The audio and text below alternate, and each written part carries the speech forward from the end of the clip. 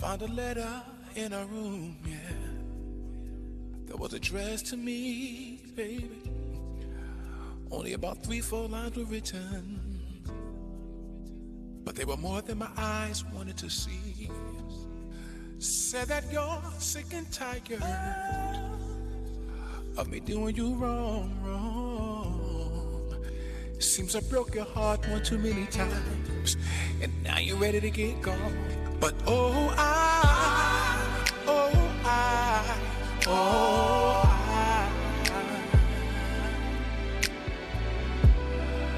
never gonna let go of you.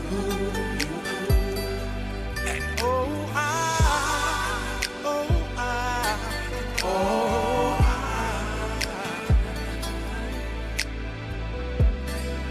I'm never gonna let go of you.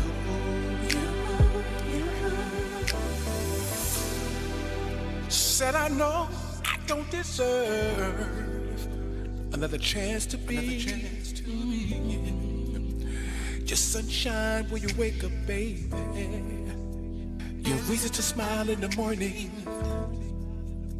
And although this much is true, yeah, I'm never gonna stop trying to make it right with you, baby. Said I'm gonna fight for you until the end. And even if I never win, and I'm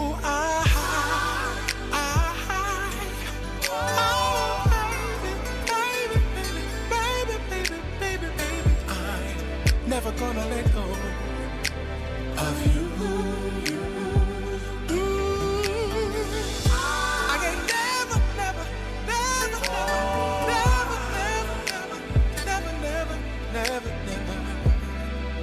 never gonna let go of you. I'm never gonna let go. Never gonna let go. Never gonna let go of you. Of you. Of you. Baby, baby. Not gonna leave you, baby. No way, no. 'Cause I just can't let go of you.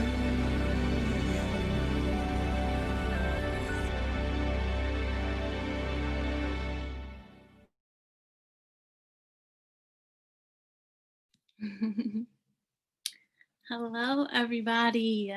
Hopefully you guys enjoyed that slideshow. Hello and welcome.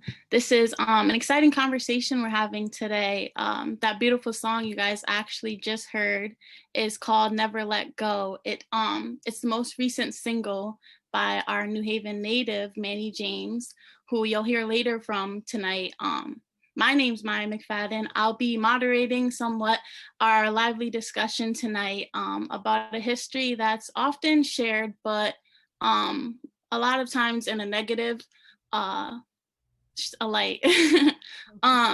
So there's been a lot of conversation about Church Street South today. You'll hear the stories of 9 former tenants who actually lived in the Church Street South housing complex. So these tenants will share their stories with the goal of breathing life into the reputation of Church Street South and discussing the community's significant impact on them even still today. These residents still remain closely connected to each other. They have been in contact with each other since the actual Church Street South housing complex was demolished, which I'll get into in a few. So if you don't know, like I didn't know actually, when doing some research beforehand, Church Street South was constructed in 1969 for 300, well, it held 300 low and moderate income families in New Haven, across from the Union Station. And due to prolonged failed upkeep by the building owners, Church Street South was eventually demolished in 2018. These panelists here today, the faces you see, are here to discuss their experiences living in Church Street South during the 70s and 80s. This group has gathered to share New Haven history that not too many know of. Like I said, there's been a negative stigma that follows around Church Street South. So this history today will show that it extends beyond the negative label that's often put alongside Church Street South. It's been known as a former trouble spot for drug dealing and shootings. You'll see a lot of that in the media and whatnot. And so it holds this negative label in this moment in time. And at one point, it was actually referred to as the jungle. So today you'll hear from these former tenants that experienced a Church Street South that was no jungle, that was not just a jungle, in the sense that many refer to it as. They experienced a Church Street South that was a community, was love, was culture, was talent, was vibrant, all of that. So before we dive into our conversation with these panelists today, I want to first introduce the brains of this gathering and a semi-host of tonight's panel, Dr. Tiffany Renee Jackson. Dr. Jackson was raised in New Haven, and she is a classically trained singer, voice professor, fitness consultant, natural bodybuilder, motivational speaker, and writer of the one-woman show From Hood to Ivy League.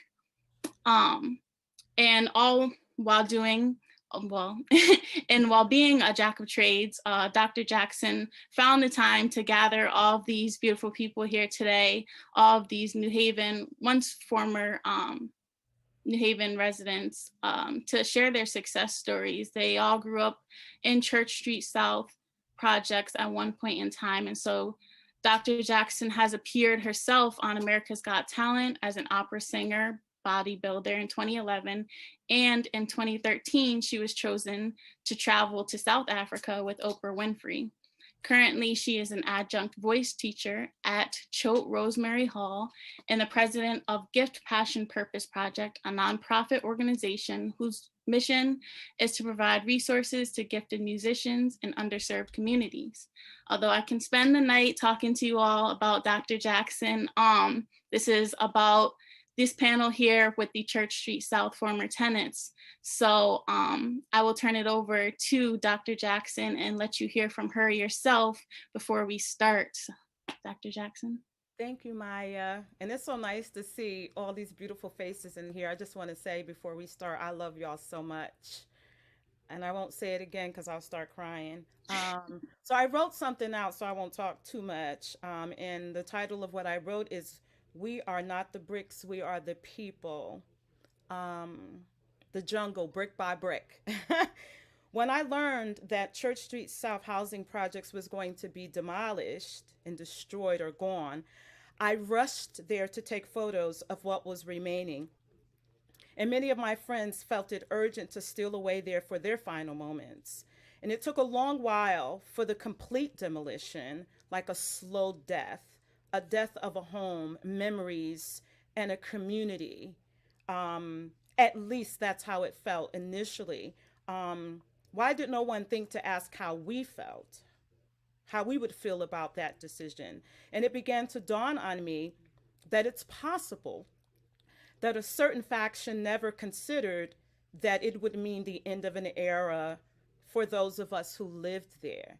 And before I go further, let me just sort of add to what Maya talked about. You know, my mom moved to Church Street South in 1976, a few years before hip hop exploded on the scene. And our neighborhood was complete, you know, with basketball courts and tennis courts and all that good stuff. We had a community room, a nursery, a laundromat, a food mart, and the high school and middle school and grade school were all within walking distance. The New Haven Union Station was steps away, and we could arrive in Harlem in an hour. And the mall was less than a mile from the projects, and the neighborhood kids spent their days there hanging out and eating fresh caramel corn. Y'all remember that, right? CSS was more than low-income projects. CSS was family, hip-hop, block parties, double dutch, playing hand games, and running from the boys. I never got caught, though. I was quick. I was too quick. The mothers of the hood were in cahoots with one another. If one of the kids got out of line, someone was liable to call and rat you out.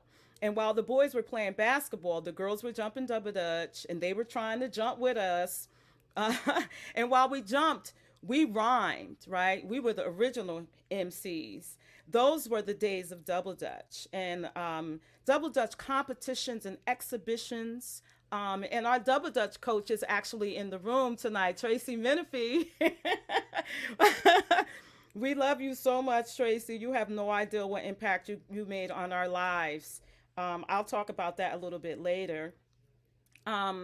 Those were the days. And the weekend, you know, the boys sometimes would haul these oversized speakers and we would have these hip hop extravaganzas. And it was not unusual to see somebody roller skating through the hoods, right? It was not unusual to see. Now, if you saw a brother roller skating through the hood, you would be like, I mean, times have changed. It was the days when our brothers wore colored leaves, fitted jeans. Now if brothers put on fitted jeans, now everybody get the side eye. But we used to have the fitted jeans on, the boys and the girls, color coordinated get-ups. The environment was lively and fun. And there were areas separated by parking structures and alleys, whether it was Jose Marti Court or Cinque Green. I didn't even know who Cinque was until recently. I was like, y'all didn't know who Cinque was either. Don't even act like you did at the time. My home, Church Street South Housing Projects, right, which was popularly known as the Jungle, can be traced back to New Haven's urban redevelopment programs of the 50s and 60s. And in 1949, the U.S. Congress passed the National Housing Act, and the property was eventually designed by Charles Moore, the dean of the School of Architecture at Yale. And from the start, it was the project was problematic because it was never really completed because the funding for it was depleted and the designer abandoned the project. And as a result, there were design flaws absent of an intended roadway that was supposed to run through, and poverty-stricken families. And in the 80s, there was drug infestation. And when I talk about drug infestation in the inner city, I'm talking about, you know, people of color. We didn't own airplanes and we didn't own boats and ships and ports that pumped this poison into our areas. And that's where the blame will always rest, as far as I'm concerned, if we're going to place any blame at all. In 1980, Hood foreclosed on the JC Housing Corporation, and a myriad of owners neglected the projects until it was demolished in 2018. And although remaining tenants sued and won, thanks to attorney David Rosen and his tireless efforts, I want to help shift the narrative, flip the script, tell our own stories, and inform the world. You may have demolished our childhood home, but we stand strong. We are not the bricks. We are the people, and we will rebuild, as we have already, story by story. So in 2019, I wrote a one-woman show called From the Hood to the Ivy League, and I would like to share, Harry is going to cue up just a 1 minute and 30-second excerpt from my show.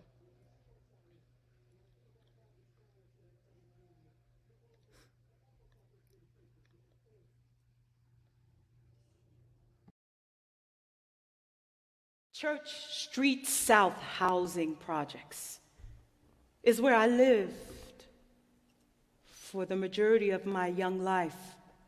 We moved there in 1977. There were basketball courts, there was tennis courts, and we would make up hand games.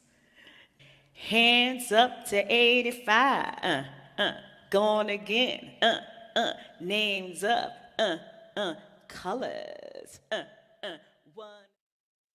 And let's not forget, honey, in the late 1970s, there was hip hop. Oh yeah, honey, in the hood. Don't push me, 'cause I'm close to the edge. I'm trying not to lose my head. It's like the jungle sometimes. times. It makes me wonder how I keep from going under. Huh, huh, huh, huh, huh, huh. It's like the jungle sometimes. It makes me wonder how I keep from going under. Beautiful. Thank you, Dr. Jackson, Thank you. for sharing that excerpt and providing some context to tonight's gathering.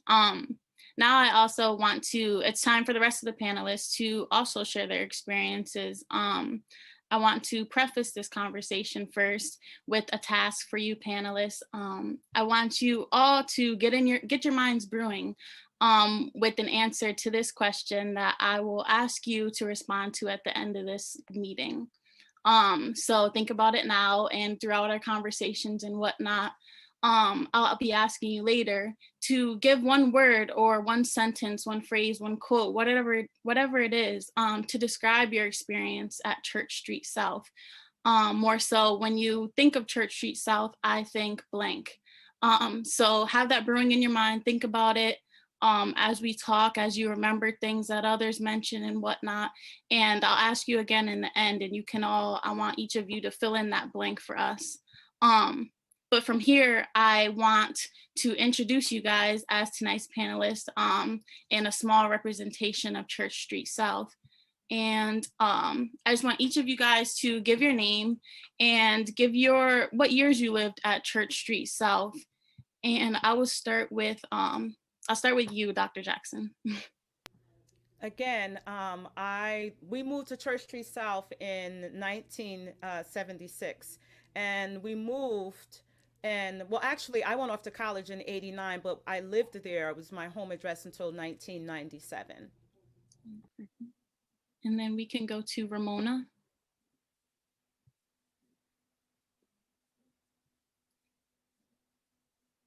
And just make sure you guys remember to unmute. Okay.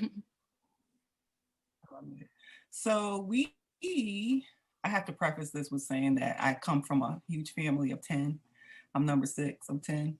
And we moved there in 1972. And I left prior to, but my mom ended up leaving around 1993, 92, something along those lines. And then we'll do Manny James. How you doing? My name is Manny James. I lived in Church Street South. My family moved down there in '79. I was 1 year old. And we stayed there until 1997. That's when we moved out. So I'm the largest part of my life. And Ty Palmer. How you doing? I'm Ty Palmer. We moved to Church Street South in 1970. When we moved down there, actually they were still building when we moved. So we was one of the first families down there. And actually my sister was the last one to leave in 2018, literally the last one to leave before they tore them down. So wow. We represented all those years. And Sean. Hi, I'm Sean Webb, AKA Sean Anderson. My family moved to Church Street South back in 1972. I was about 3 years old, and we moved out maybe around 89, 90. And Andrea? Hi, my name is Andrea Taylor, and we moved to Church Street South in 1974 and moved out in 1983. And Rodna, sorry. That's okay. Hi, I'm Rhoda Melvin, formerly known as Gail Williams. I lived in Church Street South with my mom and brothers and sister from 1970 to 87 when I graduated high school.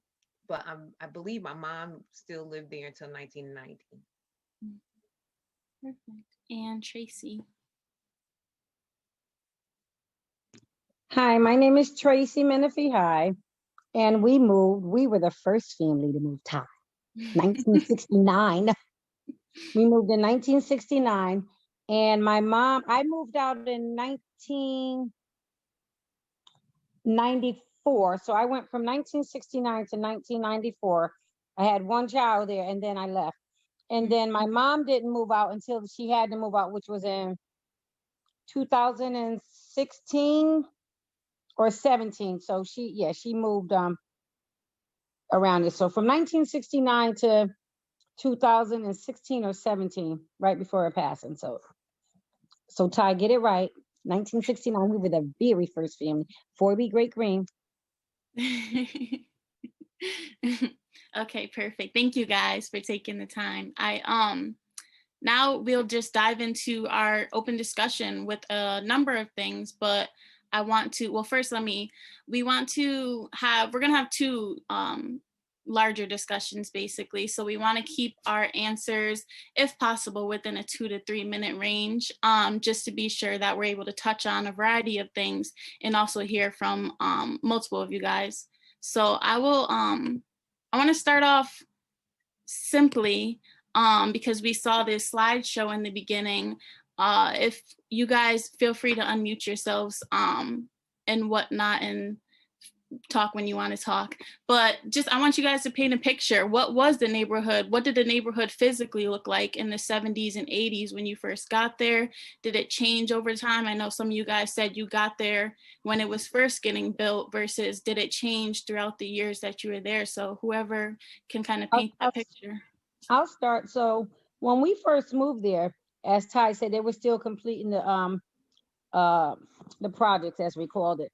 But however, once they finished, we had a grocery store, we had a candy store, we had a cleaners, we had a pharmacy, we had preschools, we had like Tiff said, we had baseball, we had tennis court, basketball courts, community room for activities. We had our own everything. We didn't even have to leave. Like I said, having a store. We had a full grocery store, a full candy store. It was called Joe and Jesse's, was the first store it was. And we had our community room where we would do different activities. But then we had also the open area, which we call the square, where we used to hang out at and have block parties. So we had a whole lot. We never had to leave to go outside of the community. Everything was there. We had our own pharmacy, everything. Cleaners, everything. If you can imagine, it's just like the suburbs developments and communities that they're doing now. The amenities that they desire to have, and most of them don't, we had. We did not have to leave Church Street South for anything, for our education, for entertainment. You wanted to train for basketball, they had the court. We had tennis courts. We had the parks with the slides and the jungle gyms. Right on the end, I mean, the police department was within arm's reach. We had right around the corner, the little circle where the guys used to play suicide with the tennis balls, and we used to roller skate. You could literally wake up and not have to leave the entire day. That community, everything you needed was there. You had to, just like Tracy and Tiffany said, if you wanted to get groceries, you run across the street to the grocery store or run up the stairs and borrow it from the neighbor. It was a community. I think one of the unique things that I actually didn't realize until now about the projects was the size of the apartment. A lot of those apartments had 5 bedrooms in one apartment. You know how hard it is to find a 5-bedroom. So even the design of it was unique.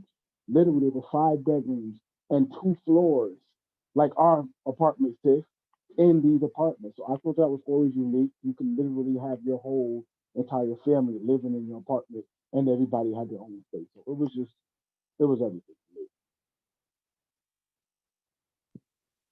Anybody else that wants to add to kind of painting that picture at all? So I just want to say along with that, when you looked at the apartments, A meant first floor, which had 3, 4, 5 bedrooms. B had 3 bedrooms and C had 2 bedrooms. And then there were some that had like a 4-bedroom. But usually A was your first floor and B and C was your second floor side by side. So that's how you know if somebody lived on the first floor. If you lived at 4B, you lived on second. If you lived at 2A, you lived on the first floor. So you were able to remember if it was A, you was always ground level. B was 3 bedrooms. C was 2 families, and then there was some A's that had 4 or 5 bedrooms, and 5 bedroom was the biggest amount spaces that they had. All right. Oh, sorry. Okay, go ahead, Tiff. Okay, I remember that CQ Green where I lived at, and like Tiff said, nobody knew that. I didn't know what CQ was until I saw the movie. That's basically what it was. And I lived there all those years, so it was kind of crazy. But I was like, wow. So, but we had the best park. Our park was the best. We had the double swings, tires, and we had a smaller apparatus. And we But also you had to bigger come to us to play basketball and tennis. It was Diego Court all day. But anywho, like I said, you don't remember this, sis, but you was a little young when Crystal, she fell off and broke her arm, so they ended up tearing it down. But we had the best court. But the most fun I had was making up our own games. One of my friends, he passed away. Court. We had the baseball court and the gyms and all that, and you could in the little hills for the like I said, y'all don't remember, but I remember because I was in CQ Green. Okay, so I was remember. on Great Green right in front of you. Okay, sis, we're gonna talk about this later. But we used to make up our own games. Like, kids today, they can't do that. Like I said, one of my friends, he passed away, and he was a couple years older than Jimmy and myself. And he always used to get the Matchbox cars, and we used to take the ice cream sticks and make our rolls in the dirt. He would always take the beat up cars and give me and Jimmy the good cars, like the newer cars that he would buy. And I mean, you just cherish those times because it was just beautiful, and it was just no problems nowhere. Like a couple of people said already, you can go to this person's house, go to that person's house and borrow this and borrow that. But it was just a lot of love down there, a lot of love. And we still have a lot of love today. Like we call our parents the OGs. Now we the OGs, so it kind of changes of hands. But I love everyone on this panel, always did, and just much love to all of y'all. Ty just made me think of apple, peaches, pumpkin pie. Who's not ready? Holler.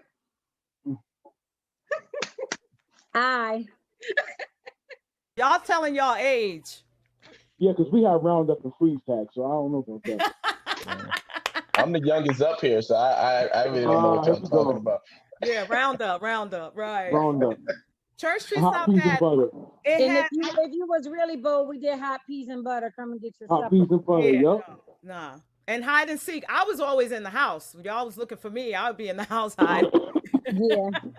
But Definitely. Church Street South had a feature that was so beautiful. I don't know what you call these things, but right outside in Jose Marti Court, there was this little concrete bench. Mm-hmm.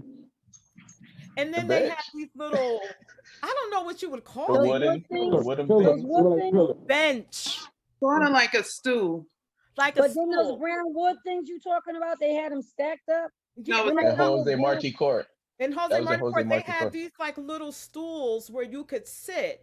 And then it would be like 3 or 4, but we would play games and hop over them. Leapfrog over them. Yeah, we would leapfrog.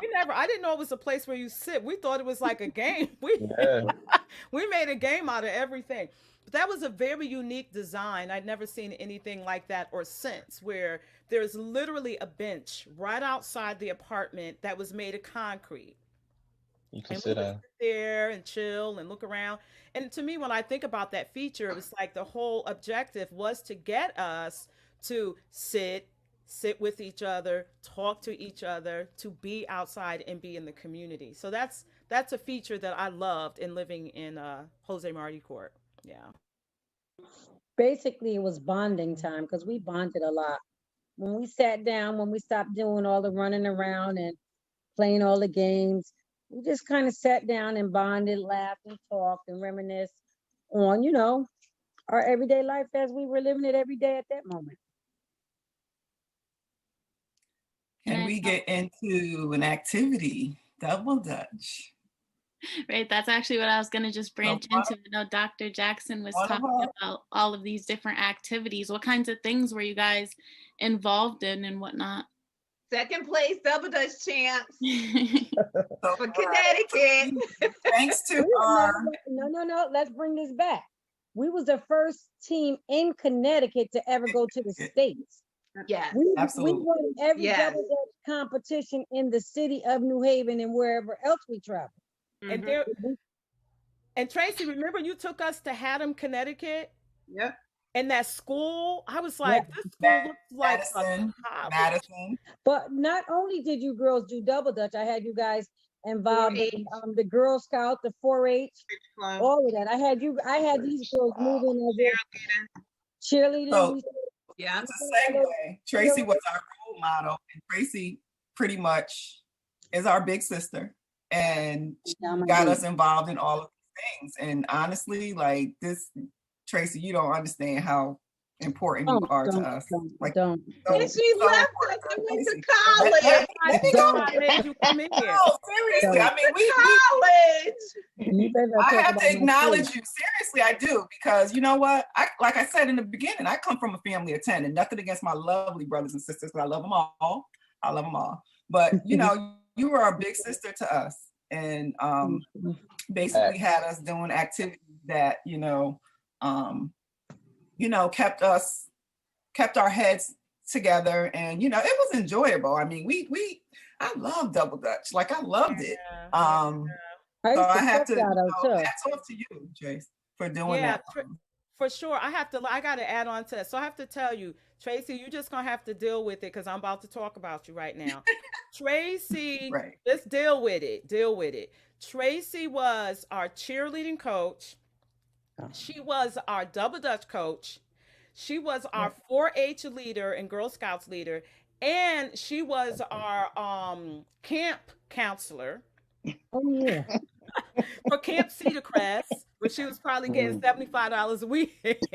No, not even that much. It wasn't even that much. 33 cents. Tracy was Don't forget Phoenix Drill Team. Oh yes. That's right. Yes. And Tracy, let me just tell you something about Tracy Menifee because she hasn't changed. She's always the same. She is so much about the community in the way where as I got older, when I looked back on who was a leader in my life and a positive force that I could look up to, she would always pop in my head. Always pop in my head. And then I remember she had a nerve to go to college. I'm like, where you going? And we need you. We need you. I was so depressed. And then I met somebody who was going to college for the first time. And guess what? I said, I'm going to college like Tracy's going to college. So Yeah, Tracy, we all you said don't that. understand. I don't think you understand the magnitude because what you do is natural for you. You don't do it because somebody asks you to do it. It's natural. It's in your DNA, right? So that's why we're putting you on Front Street right now. You saved our lives. You kept us busy, but it was positive activities. You also made sure we dressed properly Appropriately. and appropriately. That's right. Our sneakers had to be tied and clean. We could not have on dirty sneakers from Kresge. Right.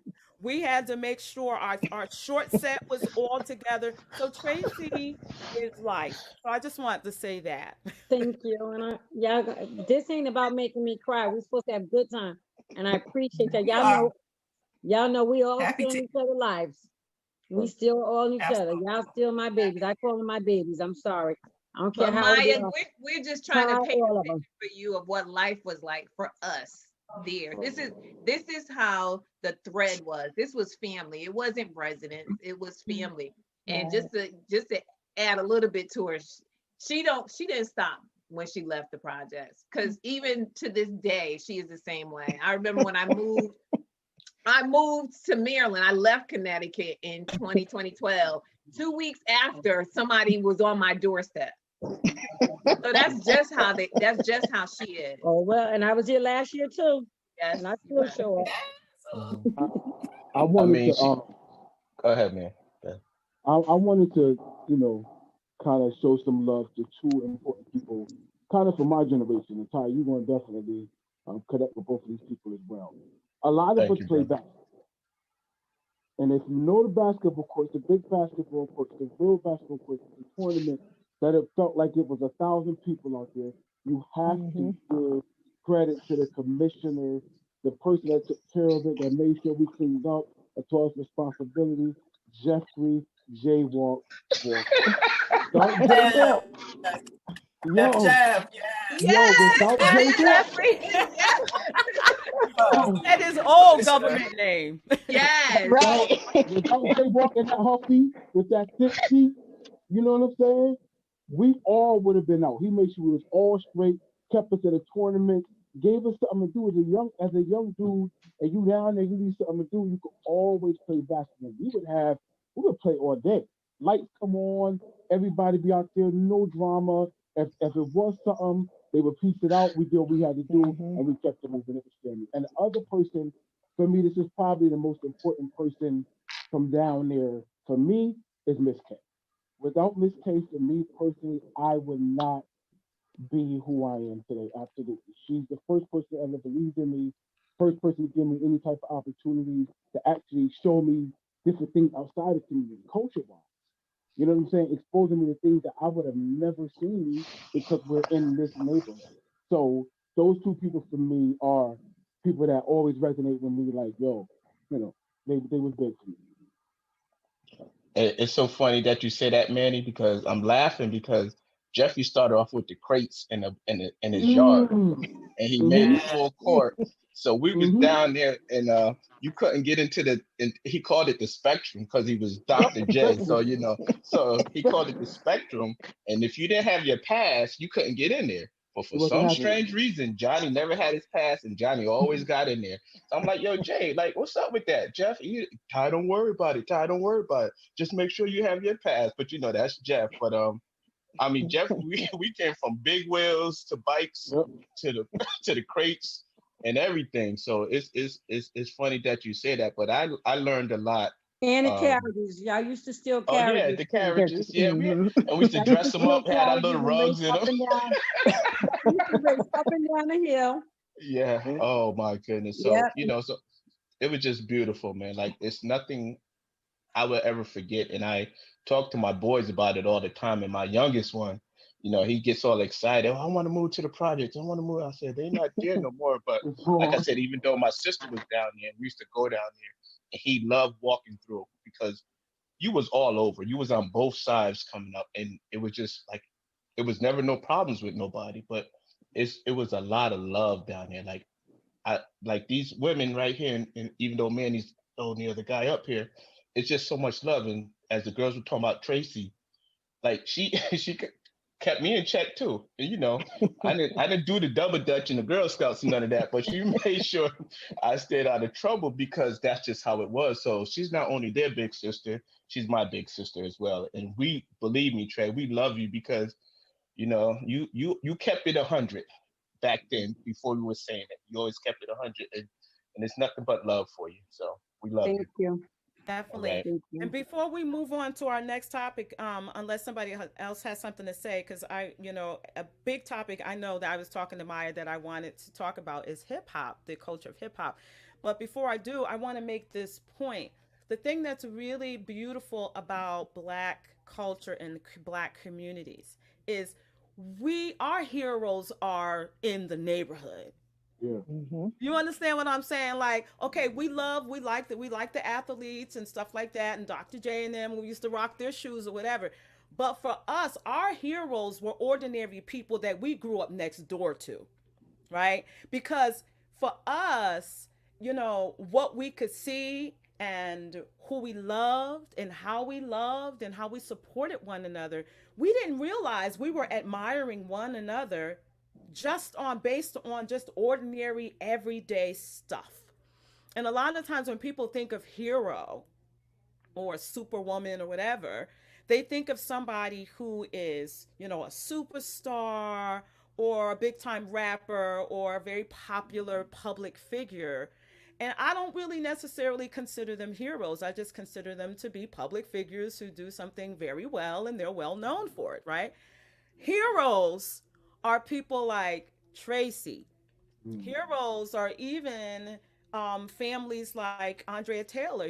Many of her family members were some of the original folks who worked in the management office in Church Street South. Mhm. Aunts and things like that. And I remember coming up and seeing your aunts walking in their suits and cute clothes and business clothes and going to work. And those images as you get older. as Black folks, those are our heroes. Right. That's what we acknowledge as being essential for us. So I wanted to say that. That's important. That's unique to who we are. I believe that. So yeah, so Maya, let's talk about hip hop. Yes, let's do that. Yeah, me and Dr. Jackson were talking about obviously just the culture that you guys lived in and whatnot, and this emergence of hip hop culture in general, with the first commercial hip hop album coming around when you guys were growing up here at Church Street South. So I wanted to have you guys talk a little bit about what that looked like at that time when hip hop was really coming up and started to become something big. What was that time like? Well, I'll say it again. So my brother name is Reggie, DJ Reggie Reg. He was one of the most influential DJs in the city of New Haven. Still is. He used to rock Still with is. all those DJs and MCs from New York. Used to bring them here, and so my brother, he used to do the block parties every weekend. Every Sunday we have a block party in the square. Him and Mr. Magic, and then we would also have we would have the community room parties, and then we would have the block parties outside. But my brother Reggie brought hip hop around and was one of the baddest DJs when it was zit, zit, zit, scratching it up. So shout out to my brother Reggie, because before Shout there out was to Reggie That's Reg. right. right, before it was all these DJs that's out here now, without saying names, because some of them wasn't even old enough to be out there DJ. My brother, Scott Esdell, and Fred was the top DJs, and they used to DJ with, they had Chocolate City and all those different clubs and stuff.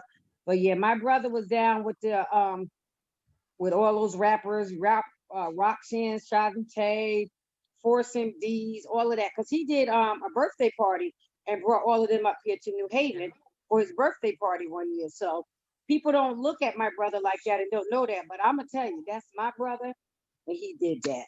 And that was back when he first came out after Curtis Blow and them, when we used to go to the Coliseum. Ty used to run across the highway. Oh my God, yes. And guess who was running with me? The highway. Yes. Wow. Maya, did you have a chance to go into Church Street South? Like, have you seen it physically? I haven't, no. No, I wish you could, because you could. They're opening up the street now. It's a If you street now. saw it, you could understand what I'm about to say. Just imagine, and you guys will know when they had I don't even know why you call it a block party, because it felt like the whole city was shaking. But if it was in the community room and the music started, which is by the train station, and I lived on D. Diego Court, all the way on the opposite end. Once that music started and you was here, it's like, I know my mother's not gonna let me go, but but every apartment felt the music, and it wasn't just us enjoying it. You would have people coming from Gulf Street, Newhallville, down to the projects for the party, and it was a pulse throughout the whole project. It would shake all the bricks. Every brick. Every brick. And I really think some ethnomusicologists need to write about Church Street South's role in the emergence of hip hop. That's not hyperbole. Like, that's real talk. Like, that's real. Like, Reggie Reg was running with like some of the originators of hip hop, and they used to, LL used to come down to the project. A whole bunch of people would come. Big Daddy Kane. Yo, people don't know this about Church Street South. That's why I said we got to do this so we can tell this history, because coming up and seeing break dancers and the way the brothers used to dress, oh my God, like the fashion was unbelievable. The break dancers, the graffiti. Well, now they call it public art, but you know. We called it cardboard on the ground.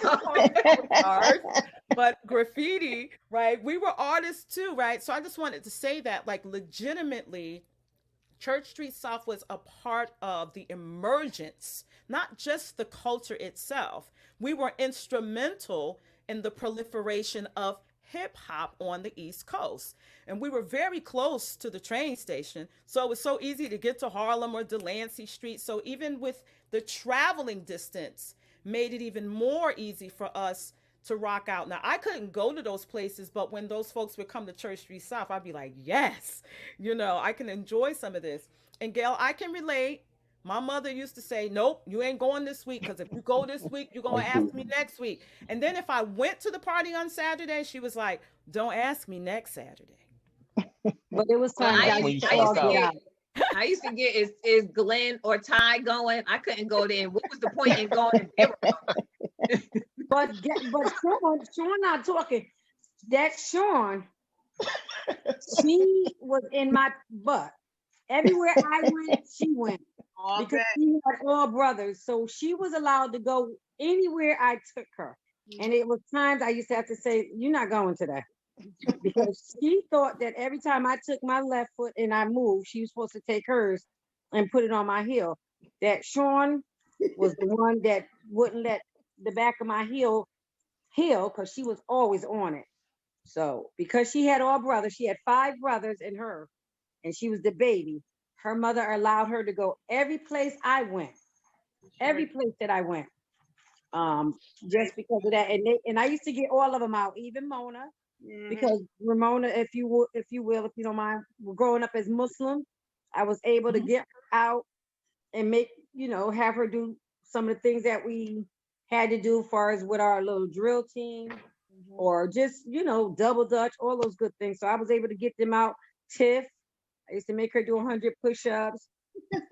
I used to babysit her. I used to babysit all of them. Joe, I used to babysit all of them, but all of them had a different part in my life. But yeah, even and Ty. I know Tiffany has a question, I believe, coming up that talks about all of this. Like, every mother knew the kid, every kid in the house.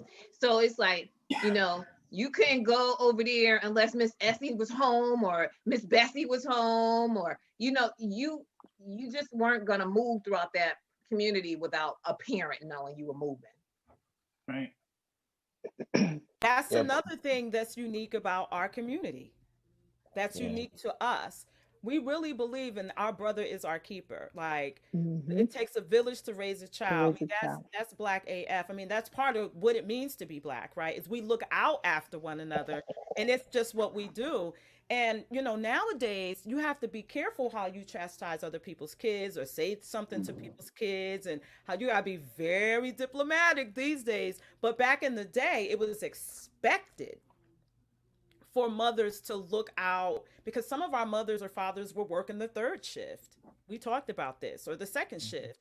And so they would have the next door neighbor watching out, watch my kids. While if they outside past bedtime, let me know. And then, our parents would deal with it. But that's something that's really beautiful as well about Church Street South and the community. The parents were all our parents. Yeah, this is true. I like I said, again, I'm going to talk about the love that was there, because again, today we still share that amongst each other, and it's never going to go away. I mean, I've known people over 50 years, never had an argument with them, never had a fight with them. And we can get together. And when we get together, it's not like we don't miss a beat. We still cut up, we cut on each other, we laugh, we talk about the good old days. And it just brings a big smile to my face and a great feeling in my heart. So when we get together, like maybe about 2 months ago, or maybe a little longer, I saw Tracy. I happened to go to the track, and she was there, and we sat down and talked about some stuff. She's like, you still my brother. I'm like, yeah, I'm you still my sister, and I love you too. But it's just, when you can do that amongst people, it's just a beautiful thing for me. And I love the fact that we can do that. And you was in my wedding. Yeah. And my wedding will be 25 years this year, 25 years ago. Wow. I'm only 26, so well, I was born. 27, I got it. I'm 27, I got it. Okay. Yes. Maya, let's move on to career paths. I actually had one more quick question for you guys, just kind of moving in gathering everything that you guys just spoke on, I wanted to know, and you guys might touch on this as you have in some of your responses and whatnot, but I'm wondering with all of these things that you guys are mentioning, the amenities, the mentors, all of this stuff that was right there within the grasp of your hands and whatnot. What do you think the impact of that was for you, comparing it to how youth are growing up now and whatnot? For you guys, do you guys kind of think back on how impactful that was and how beneficial that was for you guys? And Yeah, just for me personally, it's twofold. So for me personally, I had people who mentored me, but then as I got older and became a teenager, and programs like LEAP came into Church Street South and youth diversion, you actually became a mentor, and you were responsible for helping the generation under you to grow up and experience the same things that you experienced, but the right way. Community and family and taking care of each other. So I thought it was great because it was kind of like somebody looked out for you, and then you got to just look out for somebody else, and hoping that those people will continue the cycle. So I think that was one of the best things about it. And just having that role, even now as an adult man, I still kind of carry a lot of that with me to this day. So I thought it was. Yeah. I talked to one of my mentors online right now. T.Y., that's my guy right there too. So yeah. If I can piggyback off of that and even say that changing the label from, I know we've been using community, I would say network.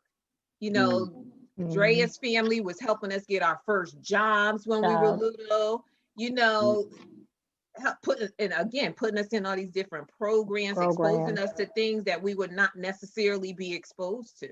So, I mean, there was a powerful network and still is today. Yeah. Drea, can you share You that? talk about, Sorry, about Ty. that. Yeah, I wanted when Drea to share that with us, like her family, to talk a little bit about that before we move on to you, Ty. Well, my Aunt Brenda started as a secretary there in 1970, and then she moved into St. Hugh Green. She didn't like her job, so she gave it to her cousin Yvonne. And then Yvonne and her family moved in to St. Hugh Green. And then eventually my Aunt Diane and my mom ended up moving there. At one point, our entire family was living there except for one aunt. Yvonne started as a secretary and she ended up being a property manager for Church Street South. And my mom, my Aunt Jackie, and another woman, Ms. Viola Scott, started the Residence Council. So they had a council of women. I'm not sure if any men were on there, but they had a council of individuals that would make sure that we had appropriate things to do. We had appropriate arts and crafts. There wasn't a lot of nonsense going on with kids, stealing bikes and doing all those kinds of things. And to make sure that the residents got what they were entitled to. And as Tiffany was saying, in 1980, when it was foreclosed on by HUD and the private companies started coming in, that's when things really went downhill. I was sharing with them that the reason we left Church Street South is because when the new companies came in, the private owners, they started basing everything on your income. And my mom felt like, I'm not paying $700 to live here when I can go buy a house or, get a condo or something for the same amount. And that's when a lot of the families started leaving, and then a lot of low income families moved in and a lot of problems started. Yeah, that's true. So I just want to piggyback on Manny with the mentoring process part that he just said. Like, I love basketball and everybody know me, just about a foot short, but I get out there, still bust them up, ain't nothing changed. You know how I do. But when I would go to the court and see some of the younger kids out there, and then I'll sit there and watch them, and if they're doing something, and I'll go tell them, well, you need to work on this, you need to work on that. Then I come back to the court and they'll see me and they'll be like, yo, Ty, look at this, and they worked on it. So as Manny said, passing the baton, you got to give back to what somebody taught you. So I had the older guys when I was coming up. One of my brother's good friends, Butterball DeBose, he always had me at the court shooting free throws. And I'm like, I can go right now, hit 8 out of 10 and not even warm up. But he taught me that. I taught my sons that. But it's only fair that you give back, because every little bit that you get, you have to give back. And but it put a big smile on my face when they were like, "Yo, Ty, I worked on this, I worked on that," and again, I was one of the little guys, but I held my own. Yeah, I held my own out there, I Yeah, must say. So now I have two sons play basketball right now, and Jaden's 17 and Mari's 15, and they were way better than me. But my son Jaden, he's like 6'2", and he has game. He has game, and I'm not saying it because he's my son, but his IQ and understanding of the game is just crazy for me, and I'm so proud of him. It's just ridiculous for me. Like, but he can play, and if he do what he need to do, we all gonna be sitting in somebody's ring in about 4 years. Yes. Gail, I love the fact that you connected this concept of networking to community. I think that's brilliant because ultimately, no matter where you find yourself, but when it is amongst a lot of people, whether it's your job or your school or whatever, it is our responsibility to create some kind of network or community, which means a give and take, reciprocity, right? I support you, you support me, we help one another, you help me. And I think that's a really wonderful way to look at it, so that for young folks who find themselves at a day camp or in the basketball camp or something, where they learn how to be a group, a cohesive group that's functioning as one, but everybody has their own individual role. And I think a lot of that is missing. Amaya, what you're referring to, I think a lot of that is different from how things seem to be today. I mean, I do teach, and I encounter kids quite a bit, and I'm finding myself having to teach them the things that I learned from a Tracy Menifee. I find myself having to teach these kids who have so much more than we have, how to be a team player, how to learn how to be gracious when there's a loss, right? But just come back stronger the next time. I find myself having to instill these things that somehow we picked up in the 70s and 80s that these kids are not getting now. And I think in part because, technology, I mean, everything is at a click away. You know what I mean? Nobody has an attention span. We have like a TikTok attention span. You can just think about back in the day, we didn't have cell phones. We had to go home if we wanted to listen to our messages. So things are so different. We created our own games. We didn't always have a video game. But when Atari came out, me and Sean used to rock out with that Pac-Man at her house. I know I'm definitely dating myself now when it comes to the idea of Atari. But yeah, that's how things are a bit different in terms of this generational, just such a difference between the experiences. But I do my best to instill these things in kids because there are some things that are never outdated. I don't care what it is. Technology can get old or whatever, but when it comes to morality and ethics, those things are value systems, and that every kid should learn them. I don't care who they learn them from. At some point, they have to learn them. So I just want to say thank you for saying that, Rhoda. That's dope. Definitely. Well, thank you guys for kind of diving in the past with the audience who's watching along with us, and just in general. I know it can be nostalgic, so I definitely hope you guys enjoyed that conversation.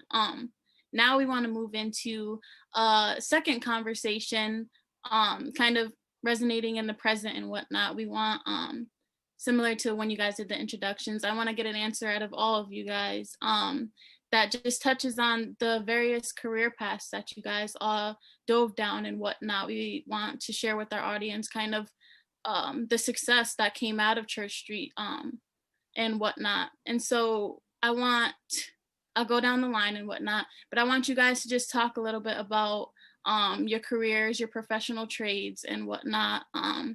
And just answer your question, how did Church Street South influence your career interest, whether it's one or many, and your career choices in general? And I'm gonna start with Sean. How did I know I was gonna lead this one?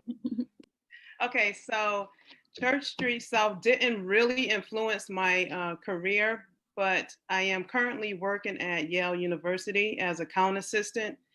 I've been here for 20 years, and I also work part-time at New Haven Job Corps as the leisure time learning coordinator. So I guess you can say when it comes to my part-time job, this will give me the opportunity to be not quite what Tracy was to me, but be able to help someone else during their youth. And that's pretty much it. So if I could be a mentor while I'm at Job Corps with someone else, I'll be very, very proud of myself if I could follow in my big sister's footsteps. You're doing a great job, baby girl. You learning from the best. You doing it. And Tracy, do you want to go on from Sean and talk a little bit about yourself? Okay, well, again, as Sean stated, I really didn't follow my path, even though I went to college and graduated. I am a member of Delta Sigma Theta Sorority Incorporated. Okay, just want to make sure y'all understood that. But I didn't follow in my path of my education. I went to school. I have my degree in, I have my diploma in health education because I am the degree. But anyway, so I didn't go in my field where I could have taught, but I did work for the New Haven Health Department for 10 years before I left. And then I kind of went into the social work field, working with homeless, substance abuse, HIV, pregnant women, runaway teens. I did that. I did the foster care, did the adoption. I did all of that because that's what I like to do. So I am now working with, I'm a school security officer and I'm a bus driver where I still utilize my skills to redirect, reinforce, to discipline kids who, need to be redirected or reinforce the rules. And as well as even on the bus, I do the same. I haven't had, this is my 18th year driving the school bus. I love it. I freaking love it. It's my part-time job. Out of 18 years, I've written one kid up, and that's because the mother told the kid to curse me out. And so I had to show her and him who the boss was. But out of 18 years, they give me the roughest bus. The kids is off the hook. Done tried to smoke weed, did it all. But I dealt with it, but because I can deal with kids in the community, their parents, and a lot of times when I'm dealing with some of the kids, I've dealt with either their parents, raised their parents, helped their parents when they was pregnant with them, or even their parents I had at my home, because I would just take kids off the street. So I do more of social service within the work that I do. I network with my parents and the kids, and I kind of look out, redirect, and catch people that way. So I still consider myself in the social service field, but that's what I do. Perfect. Definitely. That sounds amazing. And we'll move on to Ty. Okay. Wow. How do I start this? Well, when I was younger, I always hung out at the train station. So I was either shining shoes over there, selling newspapers over there, and I used to take the trash out for the ladies at the canteen. So from there, I started working at McDonald's downtown. And so, I had a few jobs here and there. And so I guess how Church Street South impacted my career, because right now I work for Metro North. So I was like right across the street and I was always hanging out there. And so ironic, I ended up working there years later. So that's how it helped me out. So I'm glad I shined those shoes though. Kept me out of trouble and I made some money too. So it was good. And then when I worked at McDonald's, Gail and Moan used to always come in there and get free food every morning while they was on their way to school. So my hostess, she used to, oh, Ty, your sister's here, your sister's here. I think they used to get free hot cakes and sausages or something like that all the time. So like I said, nothing but love. But Remember we worked that's McDonald's? We worked McDonald's together. You used oh to yeah, make Tracy. I Yeah, was a Tracy crew worked. leader. Yeah. And she ain't never do no work, just talking junk to everybody. She ain't talk junk to me because I was a little brother, but she made everybody else work. Right. But yeah, that's how it impacted me. All right. Perfect. And Andrea.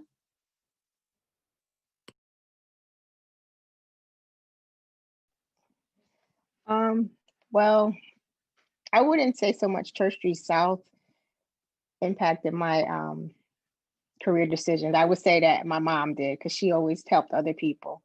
And I ended up going to college and getting a degree and working as a social worker for DCF for 26 years. I'm retired now. I worked at Yale New Haven Hospital also as an emergency room social worker for almost 19 years. And I have a master's degree in business administration, but since I'm retired, I'm good. I'm not interested in using my degree or anything else. I'm good right now. Perfect. So. Thank you. And Dr. Jackson? How did Church Street South impact my career choices? I wouldn't say directly, but more indirectly, because I used to sing in the hallways with like Ramona, Jackie Faison. Like we used to kind of sing and harmonize in the hallways because the acoustics were really good. And so we really thought we was getting it, you know what I mean? So singing was something that we did together. The girls would do together and do our little doo-wopping. My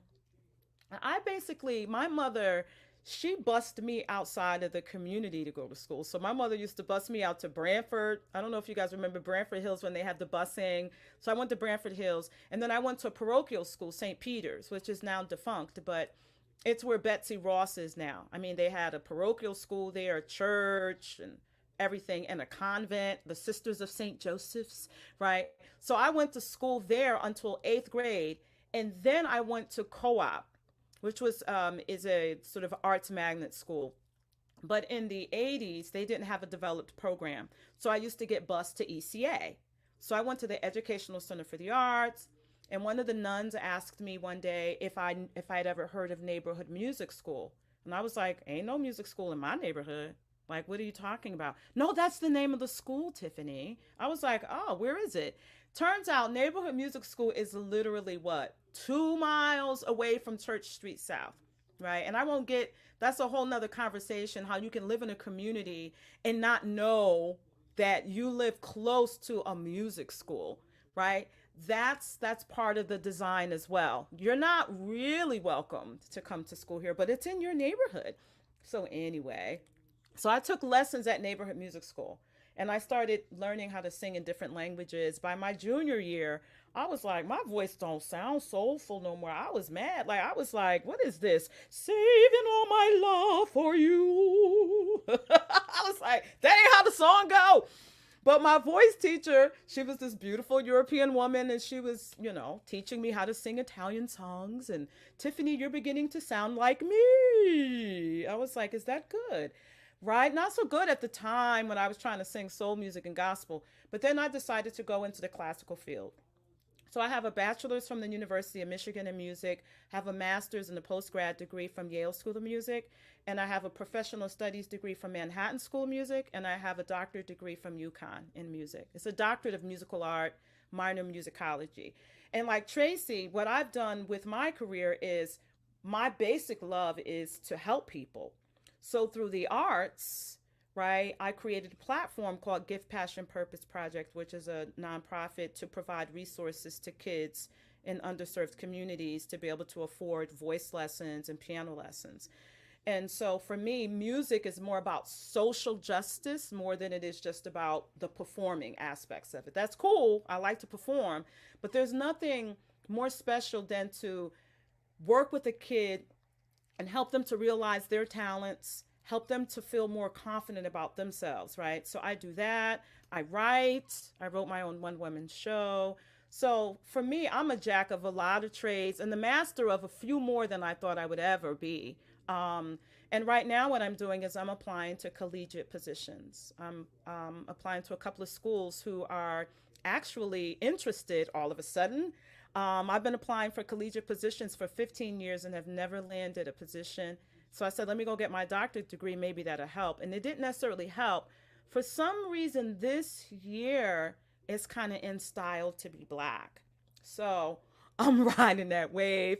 Ever since the murder of George Floyd and Breonna Taylor and Ahmaud Arbery and all of these things, institutions are beginning to realize like, oh, so we're not being fair, and they're renewing their commitment to equity and diversity and inclusion. And so I'm benefiting from that because now college institutions are at least granting me interviews. So I'm grateful for that. So that's where I am in my life. And I love my mama. Perfect. And kind of rolling with the flow of music, I'll move on to Manny.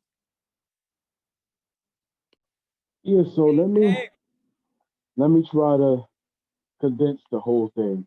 My Manny, first do me a job, favor. Come yes, closer. ma'am. Come closer to the mic. Okay, I've been can you hear wanting me to say now? that to you because Is that you're better? a little muted. No, can you hear me now? Yeah, No? I hear you a little bit better now. Yeah. Okay. Um, so my first job ever was working as a camp counselor at Youth Diversion. This kid gave me my first job, 14 years old. My mother owned the daycare, so for me, I was always around children, young people. That's kind of always been my passion, from there to Leap to the Barbell, 21 Futures. So I've always known that some way I would want to impact young people. So now, as a man, fast forward, I actually own a recording studio, which I'm sitting in now. I own my own record label. My record label is actually called Church Street Self Entertainment. I also own an arts program that is called Church Street Self Arts and Music Program.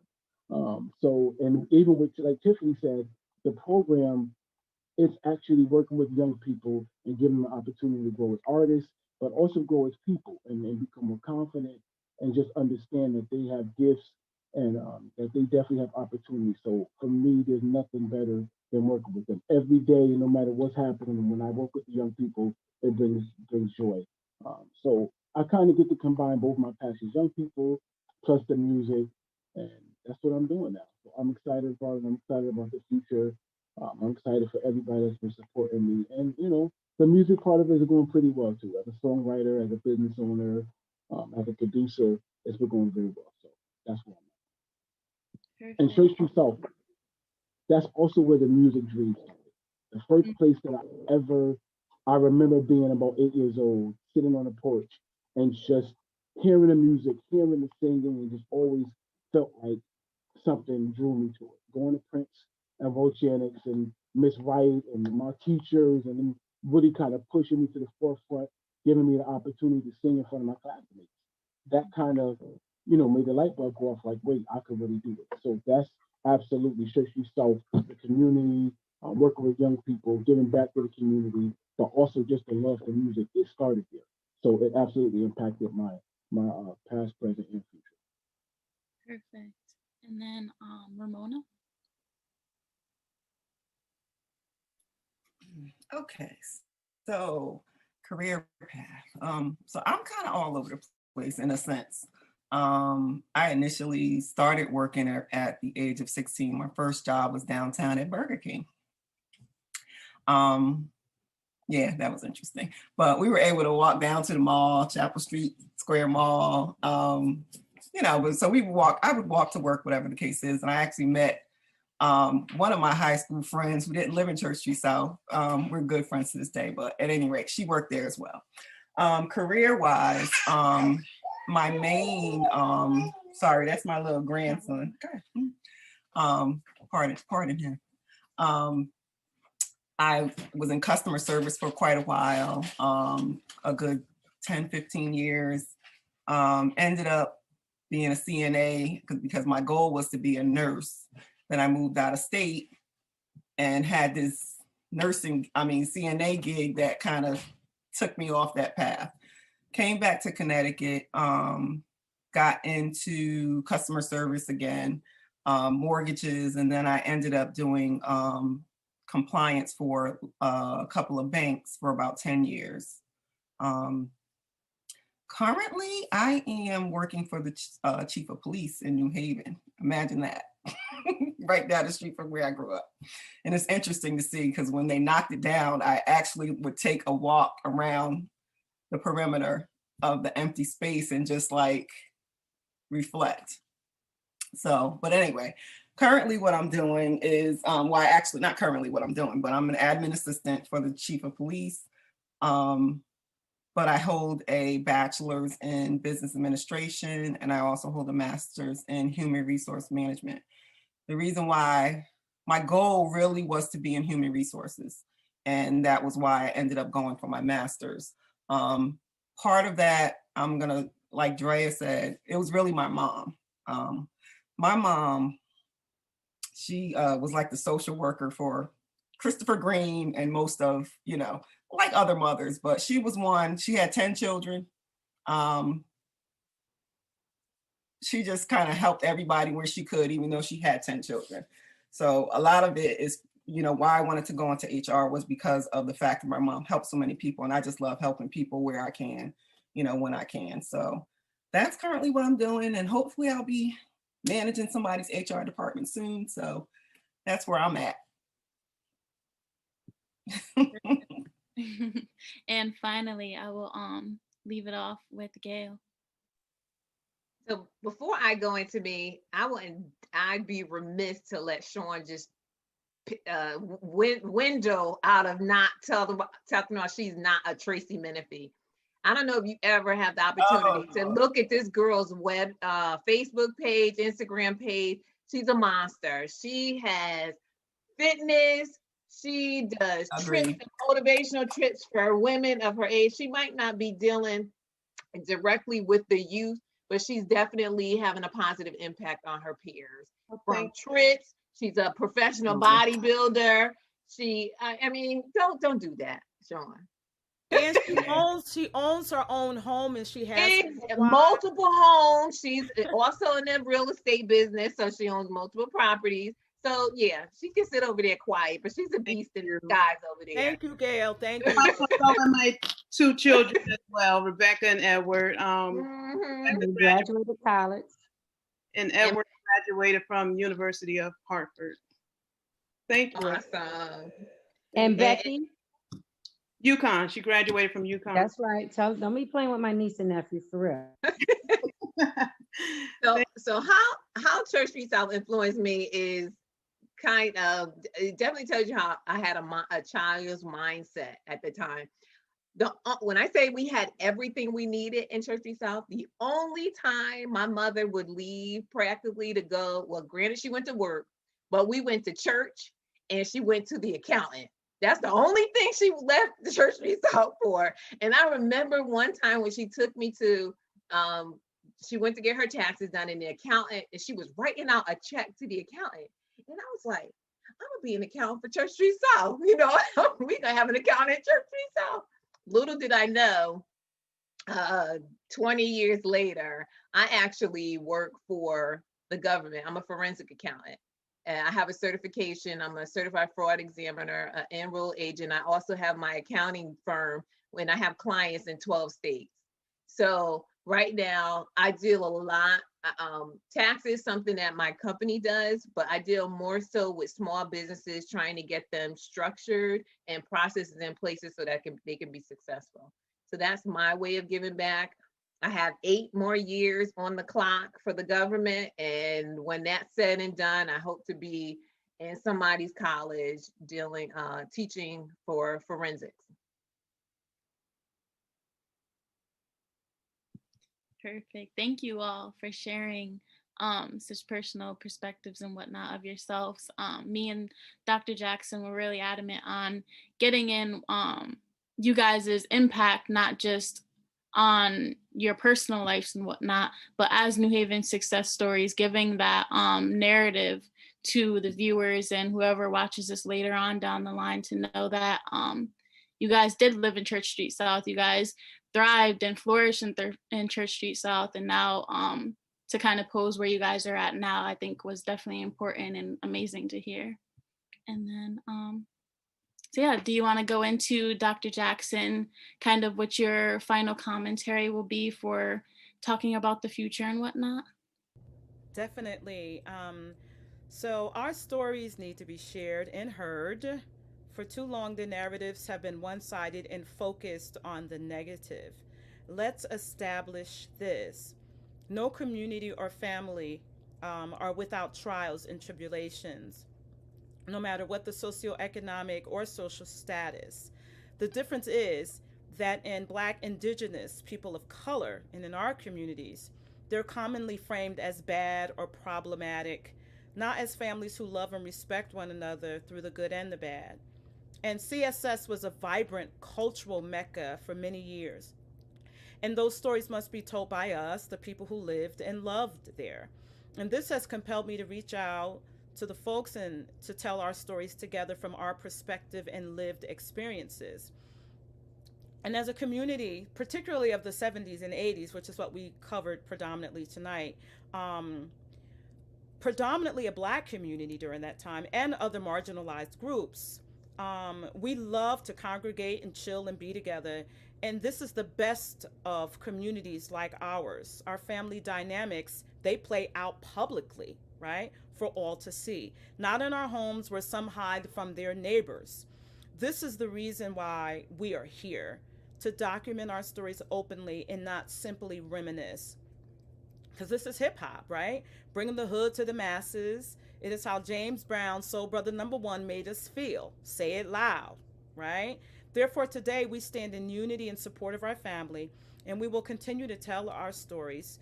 The goal is for this event to culminate in an article, of course, that's going to be written by, Maya for the New Haven Independent.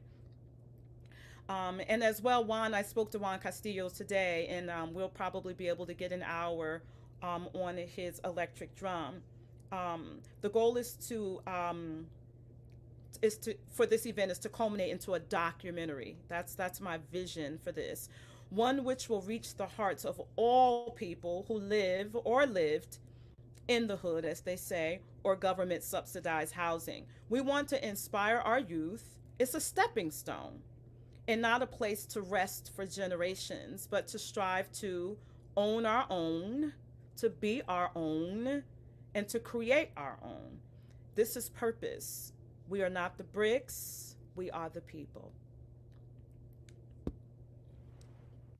Perfect. Thank you, Dr. Jackson. And just finally put you guys on the spot one more time to revisit that initial question that I had mentioned at the start of the meeting. I'm going to touch on you guys each once again, just to give one word or a sentence to describe your experience and revisit that question, your experience at Church Street South. So when you think of Church Street South, I think blank. And we'll start with Andrea. When I think of Church Street South, I think of family, community, love, and safety. And Gail? I was going to say community and safety. Tracy?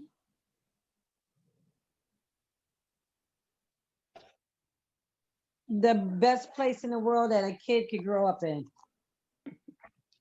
Sean? When I think of Church Street South, I think of a village, memories, and my foundation. Ty? I think about the parents, because as you get older, I was able to go talk to them about anything, and they will always ask about how your family was doing.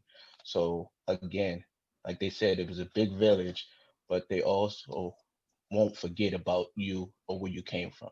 So I think about the parents, and just again, a beautiful place to grow up. Manny?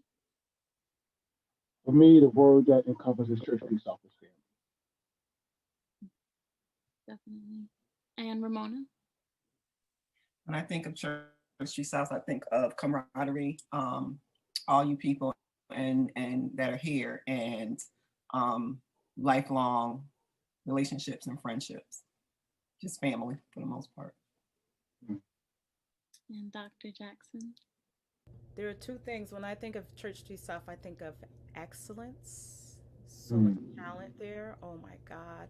And I also think about the lives of those who were lost. Sorry. Yeah. Perfect. Thank you, guys. Before closing out for the night, I just want to thank our audience that tuned in on all of the live platforms that this is being broadcasted on, and for just having an interest in learning about the history of New Haven.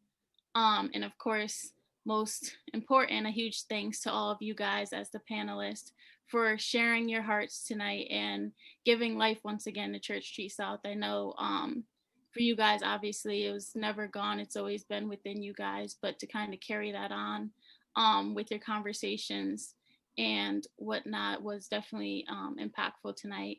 And so hopefully our audience and our panelists learned something tonight about New Haven's history and the successful face is a part of it.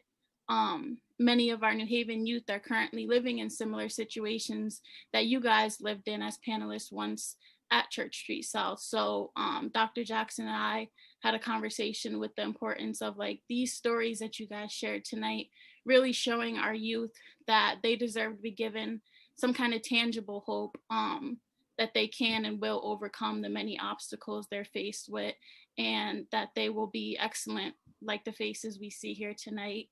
And so you guys on our panel are living proof that we can all be better in our city by making our community homes of love, strength, culture, and all the many points that you guys all just touched on and whatnot.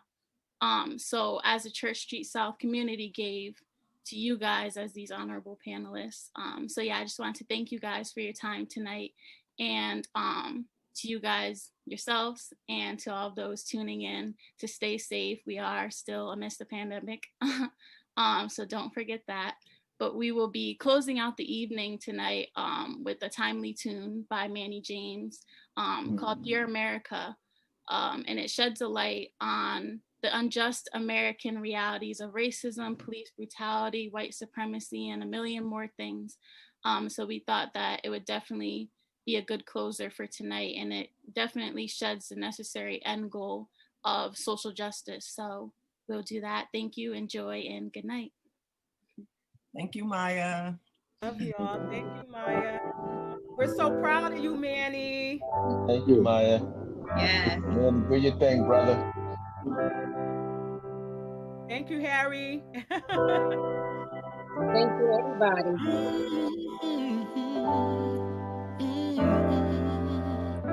It's gonna make me cry. Y'all know I'm a redneck. Dear America, what do you see when you look in my eyes? Did you know that I was born a king, yeah, not stereotyped?